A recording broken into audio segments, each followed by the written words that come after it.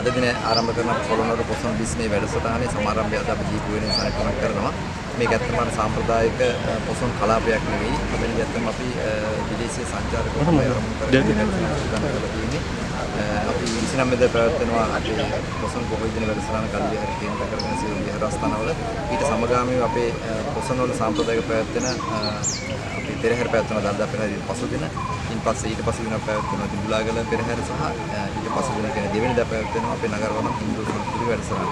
ඒතර මේ සාම්ප්‍රදායික පැවැත්වෙන මේ වැඩසටහන සම්බන්ධ කරගෙන තවත් අපි සංචාරකයන්ගේ වැඩි ආකර්ෂණයක් තිබෙයි හිතන වැඩසටහන් කීපයක් තවත් අපි අසුරු කරලා තිබෙනවා. විශේෂයෙන්ම සරුංගල්සන කිලියක් උරු තරඟ කීපයක් වීදි ආහාර වැඩසටහනක් සහ අපේ සංස්කෘතික අංග තියෙන වැඩසටහන් දෙකක් දීපොයිනේ සහ අපේ කඳුවෙල නගරය ආසන්න ප්‍රදේශයේ සහ තොරණ ඇතුළේ සියලු දේ අපි සූදානම් කරලා තියෙනවා. විශේෂයෙන්ම අපේ දේශීය සංස්කෘතිය මෙයයි කියන එක කියලා දෙන්න අපේ ආහාර සංස්කෘතිය මෙයයි කියන කියලා දෙන්න චිත්‍ර කලාව මෙයයි කියන එක කියලා දෙන්න සහ අපේ ගීතය නාට්‍ය කලාව මෙයයි කියන එක කියලා දෙන්න උත්සාහ ගන්න මේ පොසොන සතියේ අපි ආරම්භ කරලා තියෙනවා.